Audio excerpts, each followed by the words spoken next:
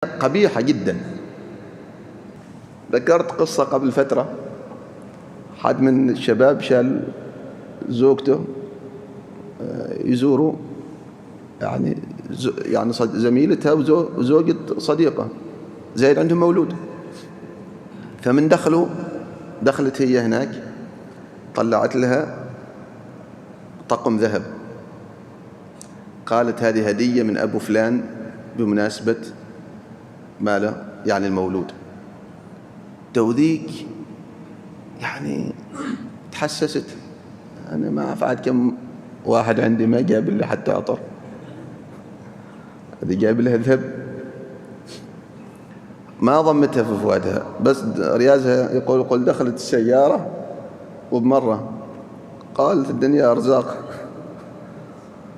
خير. قالت قول هادنها طقم ذهب عشان المولود. قال زين الله يرزقهم. قال ترى هذا الجواب يعني يوم ماشي. قال يا بنت الحلال لا تصدقي كل شيء. قالت كيف ما أصدق كل شيء؟ قال الطقم اشتراه ب950 ريال. قال من وين عرفت؟ قال لأن مقترضنا من عندي ومخبرني المشكلة إنها تزن فوق راسه. أنت ما تهديني هدية؟ يعني زاد عندنا مولود. قال زي صار مولود ما حالي وحالش باثنينتنا. إلى أن اقتنع أن ما لا يعطيها يعني يهديها هدية، ثم بعد ذلك لجت فيه لأن أوصلته إلى أن يشتري لها ذهبا. الطرف الآخر عندما ينظر هذه يعني واقعة وموجودة بكثرة.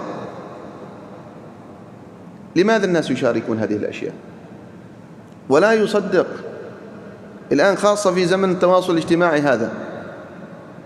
من زمان من ضمن القصص واحدة مسوية فلوس 50، قال شكرا أو إن أولادها هادينها بمناسبة عيد الأم. عبين تتوني يهدوا ب50 ريال حلو مضولتنا كلهن عشان تبين ان اولادها وين ماله يهدي. الاولاد طبعا ما كبار، صغار طلاب مدارس. نزي عسى الله يرزقنا كذاك اولاد يجيبون نحن نجلس بدل عن احنا نسعى. هذه اشياء مقيته.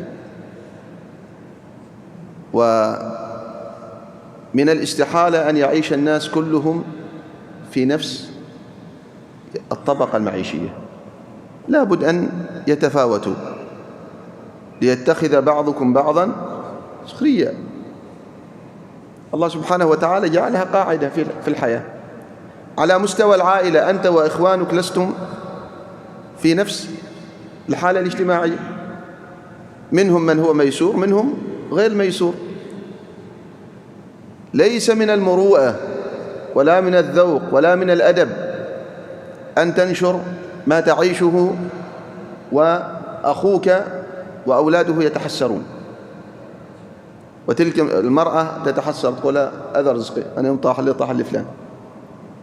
قضايا لدينا في المجتمع وحالات طلاق لأجل الحياة هذه المادية.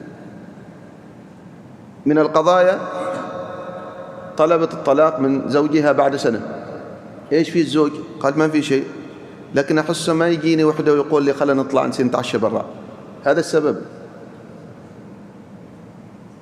ما في شيء.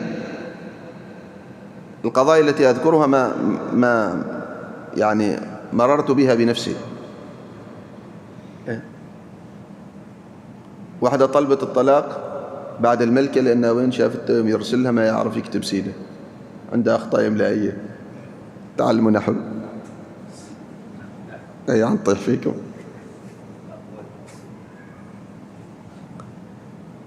الحياة المادية